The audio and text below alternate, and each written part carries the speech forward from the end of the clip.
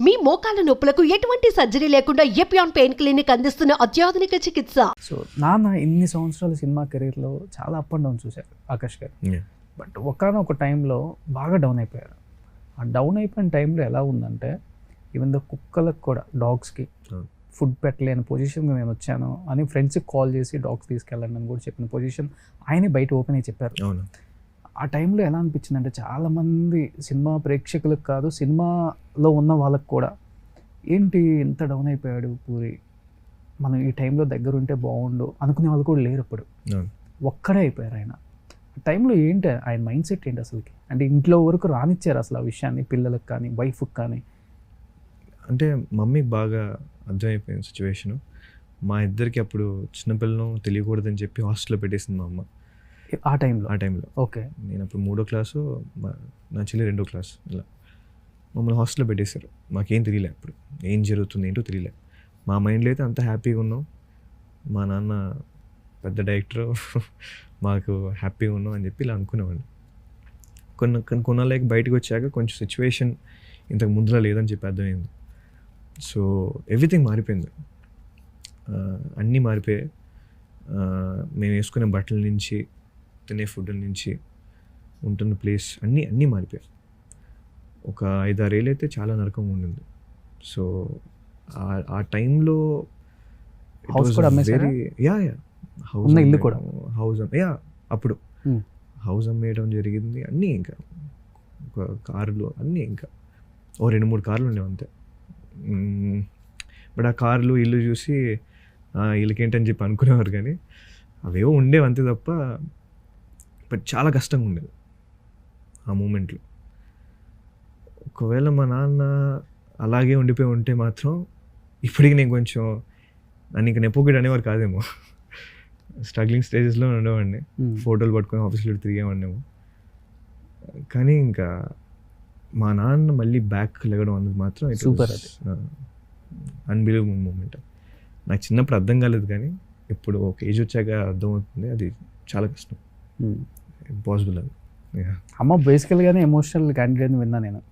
ఆ టైంలో మమ్మీయే డాడీకి ద మోస్ట్ సపోర్ట్ కానీ బిగ్గెస్ట్ సపోర్ట్ కానీ అన్నీ. ఇంకా ఈ ఫ్యామిలీలో ఉందంటే కారణం మమ్మీయే. Super. So she was the one was holding అంత అందరినీ మేనేజ్ చేస్తారు, అంత ఎవ్రీథింగ్. డాడీని, నన్ను, ఫ్యామిలీ మొత్తాన్ని అందరినీ మేనేజ్ చేసింది మాత్రం మమ్మీ. సూపర్. సో ఇప్పుడు అన్నారు కాబట్టి if you don't mind can I ask you one question? Please. So అమ్మ ఇంట్లో, ఈ ఇంట్లో కదా ఎక్కడ ఏ ఇంట్లో అయినా అమ్మ అనే ఒక పేరు, అమ్మ అనేది ఒక బలం మనకి. నాన్న ఎక్కడున్నా, ఎక్కడ తిరిగి వచ్చినా, ఎక్కడికి వెళ్ళినా, ఎంత సంపాదించినా కానీ నాన్న అంటే నాన్న అంతే. అమ్మ అలా కాదు. అమ్మ సంపాదించకపోయినా, అమ్మ ఏం పని చేయకపోయినా, అసలు అమ్మ మనం సరిగా చూసుకోకపోయినా మనకి అమ్మ అంటేనే పిచ్చి. అలాంటి అమ్మ ఇంటికి బలం అని చెప్పావు, నాన్నకు కూడా చాలా స్ట్రాంగ్ అని చెప్పావు. అండ్ నాన్నకు కూడా అదేవిధంగా అమ్మ మీద అంతే లవ్ ఇప్పటికి కూడా, అప్పటి నుంచి ఇప్పటికి. బేసికల్ లవ్ మ్యారేజ్ కదా. బట్ ఒక 2-3 years కంటిన్యూగా అది అయిపోయిన తర్వాత వెంటనే ఇంకో న్యూస్ స్ప్రెడ్ అయిపోయింది. మీరు చెప్తాను అంటే నేను అడుగుతాయి క్వశ్చన్. ఎస్, ఆ టైంలో డౌన్ అయిపోయారు, మళ్ళీ బ్యాక్ టు ఫామ్. పూరి అంటే ఏంటో నిరూపించుకున్నారు. బట్ ఇది పర్సనల్గా చాలామంది మీ ఫ్యామిలీ మీద కొన్ని క్వశ్చన్స్ రైట్ చేశారు. పూరి గారు అండ్ పూరి గారు వైఫ్ విడాకులు తీసుకునే స్థాయికి వచ్చేసింది, ఇంట్లో గొడవలు స్టార్ట్ అయ్యాయి, విడాకులు తీసుకుంటున్నారంట అనే మాట ఎంతవరకు వాస్తవం? ఇది ఎప్పుడు లేదు నేను అసలు. ఓకే, ఇలా వచ్చింది. ఓకే, లేదండి అసలు. It was never. సిచ్యువేషన్ మాత్రం ఎప్పుడు రాలేదు.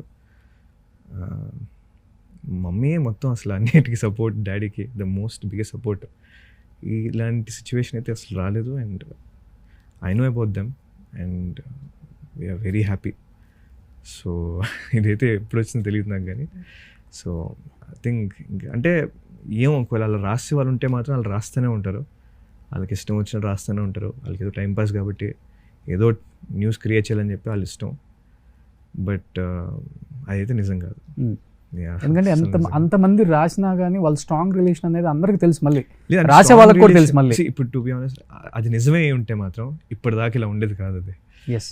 అండ్ నేను మా మమ్మీ గురించి ఒక ఇన్సిడెంట్ చెప్తాను మీకు. ప్లీజ్. ఈ టాపిక్ ఇలా వచ్చింది కాబట్టి, మా నాన్న మా మమ్మీ ఇద్దరు లవ్లో ఉన్న స్టేజ్లో ఇది మా నాన్న ఒకసారి చెప్పారు నాకు. సో మా అమ్మకి ఫోన్ చేసి నేను పెళ్లి చేసుకుందాం అనుకుంటున్నా, వచ్చేస్తామని. మా మమ్మీ వచ్చేస్తా అని చెప్పింది. నా జేబులో 200 రూపాయలు ఉన్నాయి. రేపు ఏముంటుందో కూడా నాకు తెలియదు. నన్ను పెళ్లి చేసుకుంటావు అని చెప్పి అనంట. చేసుకుంటా అని చెప్పి వచ్చింది మా అమ్మ. సో నాకు అసలు అది విన్నాక నాకు మైండ్ పోయింది. సో ఇలాంటి ఒక అమ్మాయి ఉంటుందా, అంటే ఒక అబ్బాయిని ఇంతలా ప్రేమిస్తుందా అనిపించింది. సో అంతలా లవ్ చేసిన అమ్మాయి, సో అలా అంత ప్యూర్గా ఉండడం వల్లే ఇవాళ మా అమ్మ అసలు మా నాన్న రోజు అలా నమ్మడం గ్రేట్ అనిపించింది టు బి ఆనెస్ట్. జేబులో 200 రూపాయలు అండి. మా నాన్న ఫోన్ చేసి నా జేబులో ఎంతే ఉంది వచ్చేస్తావా అని చెప్తే వచ్చింది మా అమ్మ. సో దట్ ఈస్ రియలీ, అది ఆలోచిస్తే నాకు గూస్ బంప్స్ వస్తాయి ఇప్పటికి కూడా. సో యా, ఆ 200 రూపాయలతో వచ్చిన అమ్మ ఈరోజు ఫిగర్ అనేది నథింగ్. వాళ్ళ లవ్ ఇప్పటికి కూడా అంత ప్యూర్గా ఉంటుంది. ఎగ్జాక్ట్లీ. నాన్నలో బాగా ఇష్టమైన క్వాలిటీ ఏంటి అమ్మకి? ఆయన రైటింగ్ చాలా ఇష్టం మమ్మీకి. ఆయన డైలాగులు రాయడం మమ్మీకి చాలా ఇష్టం. And he is very strong. ఆయన వీక్ పర్సన్ కాదు. సో అది మా మమ్మీ చాలా నచ్చుద్ది మా డాడీలో. మమ్మీలో నచ్చే ఫ్యామిలీ మొత్తానండి మా మమ్మీ హ్యాండిల్ చేస్తుంది. సో డాడీ హ్యాపీగా షూటింగ్ చేసుకొని పనులు ఏ స్ట్రెస్ లేకుండా, ఏ టెన్షన్ లేకుండా, ఫ్యామిలీ టెన్షన్స్ లేకుండా తీసుకోవాల్సిందంటే అది మమ్మీయే. సో మమ్మీ ఉంటే డాడీ రిలాక్స్ అవుతాడు టు బి ఆనెస్ట్. ఓకే, పెద్ద ఫ్యామిలీ కదా? యా, చాలా పెద్ద ఫ్యామిలీ.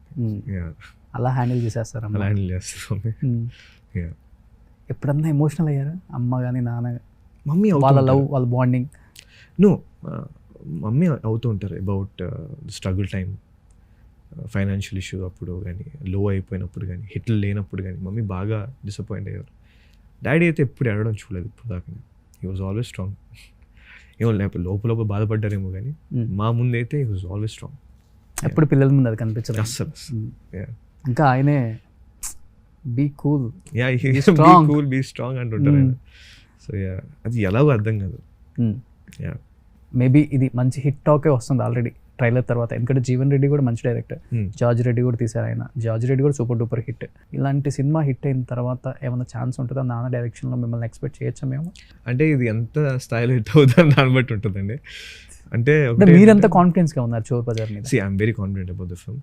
చాలా మంచి సినిమా చేసాం, బాగుంటుంది.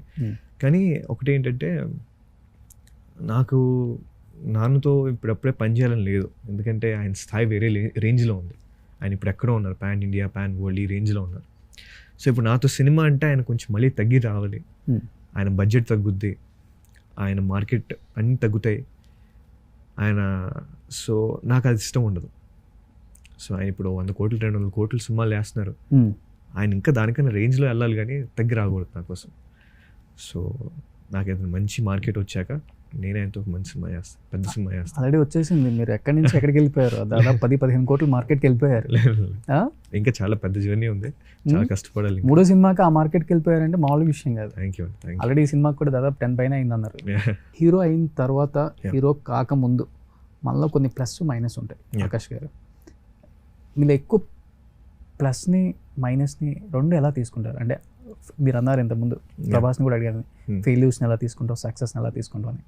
సో మీరు తీసిన ఫస్ట్ మూవీ నుంచి కొంచెం ఫెయిల్యూర్స్ చూశారు.